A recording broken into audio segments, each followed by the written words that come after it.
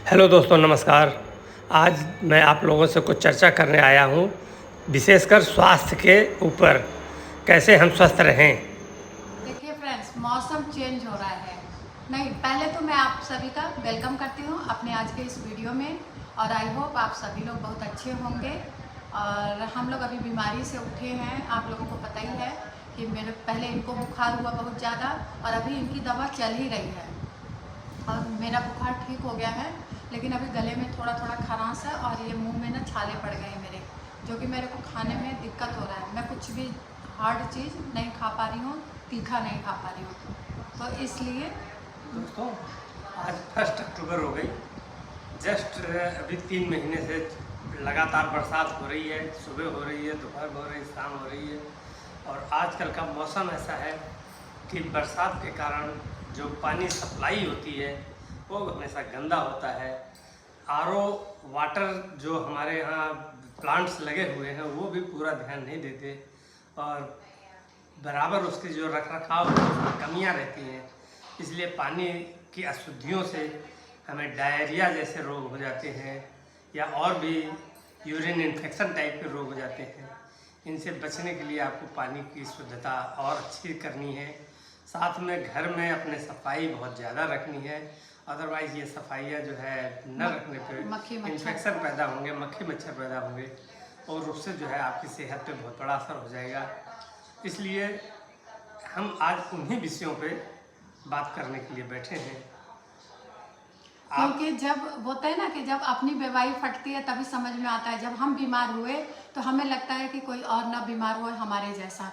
और बहुत लोगों की तबीयत खराब हुई, और कुछ लोगों की मतलब मेरे को कहना नहीं चाहिए, लेकिन हमारे कुछ मतलब जो यूट्यूब की फैमिली जो है, हमारी जान पहचान वाले लोग हैं उनमें जो है बहुत सारे लोगों को डेंगू हो रहा है, चिकनगुनिया हो रहा है, मलेरिया हो और रहा किसी है, किसी की ना डेथ भी हो गई टाइफाइड हो रहे हैं। बुखार की वजह से। टाइफाइड बुखार होने के कारण हमारी अपनी जानकारी में पिछले 10 दिनों में कम से कम 3 लेडीज जो है बच्चे और लेडीज। इसलिए बहुत सावधानी रखने की ज़रूरत है। और प्राइमरी स्टेज में ये मत मानिए कि नहीं 2 दिन का तो बुखार है, अपने आप ठीक हो जाएगा। नहीं, आपको प्रॉपर जो है मेडिकल ट्रीटमेंट लेना चाहिए, और कोशिश करनी चाहिए कि जब वो प्राइमरी स्टेज में है उसी समय उसको जो है ठीक कर दिया जाए। हल्के में मत लीजिए, हल्के में मत लीजिए उसको। टाइफाइड नहीं बनने दीजिए। टाइफाइड बनने से पहले ही उसका इलाज हो जाना चाहिए। और ये मत सोचिए कि आपने क्यों नहीं ध्यान दिया। इसीलिए आप लोगों को बता रही हूँ कि आप लोगों के साथ अगर ऐसा जो बुखार गलतियां हमसे हुई हैं वो आपसे ना हो, क्योंकि हमें बहुत भुगतना पड़ा है। और अभी भी इनकी दवा चल रही है और रखी है दवा। और ये एक स्वाभाविक सी बात है। जब हम ठीक होते हैं तो हमें लगता है हम सब सही है और कोई गलती नहीं है और सब ठीक चल रहा है, बिल्कुल ठीक है। मैं चाय पी हमने रही पूरी हूँ। सफाई रखी है, पूरा सब कुछ रखा है, कोई गलती नहीं है। लेकिन नहीं, अब जैसे बरसात का सीजन चालू होता है तो उसमें अगर आप फ्रिज जो है पहले 15 दिन में एक बार साफ करते थे तो आपको हर हफ्ते करना चाहिए। अगर हफ्ते में पहले कर रहे थे तो उसको और बढ़ाइए फ्रिक्वेंसी, यानी हर 5वें दिन पे ही चालू कर दीजिए। और फ्रिज में रखी ज्यादा दिन के लिए कोई चीज मत रखिए। हाँ, ये मत मानिए कि नहीं फ्रिज में तो सब ठीक ही होगा, बहुत ठंडा है इसलिए सब अच्छा। नहीं, उसमें भी बैक्टीरिया पैदा होते हैं, वायरस पैदा होते हैं, और वो चीज़ों को चेंज करते हैं उसकी। तो इसलिए आपको सावधानी लेनी पड़ेगी। और इसी तरीके से जो बाकी किचन के सामान हैं वो भी बहुत ही सावधानी से यूज़ करने हैं। अगर ज़रा भी आपको उसके टेस्ट में ख़राब नज़र आ रहा हो या स्मेल आ रही हो तो उसको आप बिना कोई दो निर्णय लिए हुए तुरंत फेंक दीजिए, क्योंकि ऐसे आइटमों को खाने से आप जितना बचाएंगे नहीं उससे ज़्यादा आप अपना नुकसान कर देंगे। सेहत का नुकसान परमानेंट नुकसान होता है और वो बहुत लंबे टाइम तक आपको परेशान करता है, बहुत तकलीफ होती तो है। इसलिए उस तकलीफ से बचने के लिए प्राइमरी स्टेज में ही खाना थोड़ा बनाएं, थोड़ा खाएं। कम खाने से आज तक का रिकॉर्ड है कोई नहीं मरा है, नॉट इवन 1%। लेकिन ज़्यादा खाने से तमाम बीमारियां होती हैं और तमाम लोग मरते हैं। और ख़ास करके बरसात के मौसम में मन बहुत मचलता है, अरे आज बरसात हो रही है पकौड़े बना लो। नहीं, आलू के पकौड़े घर में बना लो। बनाओ तो ठीक है, बाहर का अवॉइड करिए बरसात के मौसम में। बरसात के मौसम में कोशिश कीजिए कि ऑयलिश आइटम थोड़ा कम खाइए। बरसात के तुरंत बाद आपको ठंडा आएगी और ऑयलिश खाने का पूरा मन करेगा और आप उस समय पूरा खा सकते हैं, क्योंकि सर्दियों में आपके शरीर को हीट की ज़रूरत होती है, एनर्जी की ज़रूरत होती है सर्दी से, ठंड से लड़ने के लिए। उस समय आप जो है ऑयली आइटम खाएंगे तो आपको ज़्यादा नुकसान नहीं होगा। लेकिन खास करके बरसात में या गर्मी में कोशिश करें कि इनको अवॉइड करें, और सादा खाना उच्च विचार। अच्छे से आप अगर हल्का ऑयल कम खाते हैं, तेल के साथ में शुगर कम खाते हैं, नमक कम खाते हैं, तो आप अपने वेट को मेंटेन कर पाएंगे, साथ ही अपनी सेहत को मेंटेन कर पाएंगे।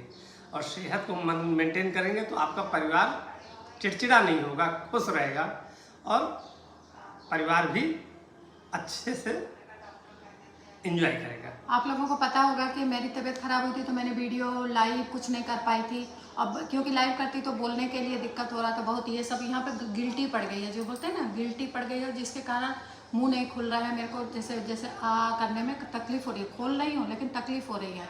और दूसरी बात ये कि मैं ही नहीं बीमार पड़ी, मेरे बड़े जेठ जी हैं। अब एक मजे की बात बताते हैं कि ये जो है थोड़ा सा यहाँ प्रॉब्लम हुई, गिल्टी पड़ी, तो ये हमसे बोलती है कि मुझे लगता है मुंह में लकवा मार गया है, पॉलिश मार गई, मेरा दांत के ऊपर दांत जो है नहीं बैठ रहे हैं, पता नहीं। अच्छा ये बताइए डर लगेगा कि नहीं? मेरे को स्वेलिंग आ गई, और मैं जब कोई चीज़ खा रही हूँ तो दांत ना इधर के बजाय आगे पीछे हो गया। अब वो स्वेलिंग में बैठ नहीं रहा, एक दूसरे के ऊपर दांत नहीं आ रहा है, और गैप आ गया बीच में। स्वेलिंग के कारण मुंह बंद नहीं हो रहा है, तो दांत चिपक नहीं रहा है खाने में कोई चीज़। तो मैंने कहा लग रहा है मेरे को पॉलिश मार गया क्या मेरे मुंह पे, मैं खा नहीं पा रही हूँ।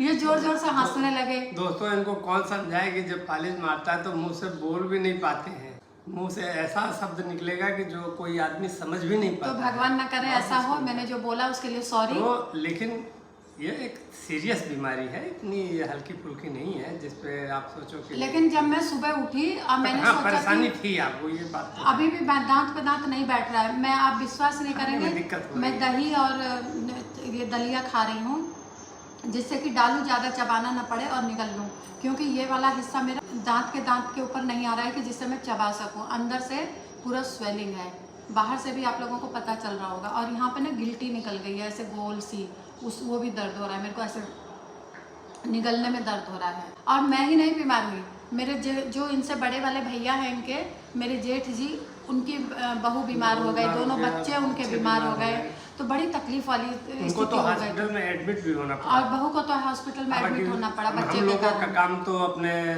हॉस्पिटल में जा करके ट्रीटमेंट ओपीडी पेशेंट का करवा लिया, दवा ले लिया और दवा खाते रहे और घर में किया। और ठीक। लेकिन थोड़ी सी अगर लापरवाही कर दी होती तो शायद मेरे को भी एडमिट होना पड़ता, इनको भी एडमिट होना पड़ता। लेकिन भगवान ने घर में ही हमें लोगों को ठीक कर दिया। तो इसीलिए हम आपको थोड़ा बता रहे हैं, समझा रहे हैं, अपने अनुभव को शेयर कर रहे हैं कि जो अनुभव हमने प्राप्त किए हैं वो आप बीमार पड़ करके मत अनुभव लीजिए, बिना बीमारी के ही अनुभव ले लीजिए, दूसरों के अनुभव से सीखिए और घर में सफाई के साथ मेंटेन कीजिए, जिससे कि आपको वो बीमारी होने ही ना पाए।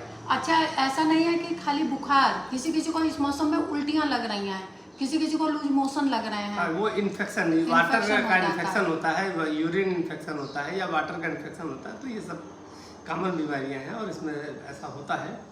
तो उनसे भी निपटने के लिए आप हल्का गुनगुना पानी, थोड़ा सा नमक डाल करके, एक चुटकी नमक और एक चुटकी शुगर मिला करके आप उसको ले सकते हैं, और उससे जो है आपकी जो है नींबू थोड़ा डालिए, नींबू निचोड़िए आधा, एक चुटकी नमक और टेस्ट के लिए नींबू मिला देने से आप पानी को पीने में थोड़ा आसानी हाँ पी सकते हैं, आराम से पी सकते हैं। मैं उम्मीद करता हूँ, ईश्वर से कामना करता हूँ कि आप सब लोग अच्छे रहें, बिना बीमारी के स्वस्थ रहें, और ऐसे हम लोगों से बातें करते रहें, हम लोगों से बातें करें और चाय भी पीते रहिए साथ में। और ये चाय पिला रही है, चाय पीते रहें भाई। चाय के हम बहुत शौकीन हैं, तो चाय तो आप लोगों को मैं ज़रूर पिलाऊंगी, चाहे कुछ भी हो जाए।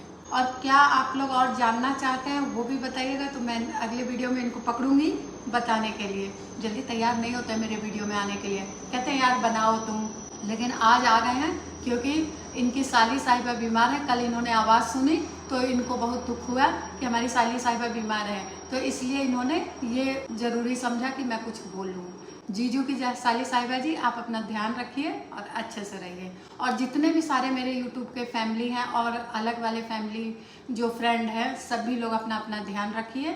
आप लोगों का बहुत बहुत धन्यवाद, आप लोग मुझसे जुड़े, इसके लिए दिल से थैंक यू बोलती हूँ। और ऐसे ही प्यार बनाए रखिएगा आप लोग। और वीडियो आज की कैसी लगी कमेंट के माध्यम से ज़रूर बताइएगा। मिलती हूँ नेक्स्ट वीडियो में कुछ और अच्छा लेके, तब तक के लिए आप सभी को बाय बाय।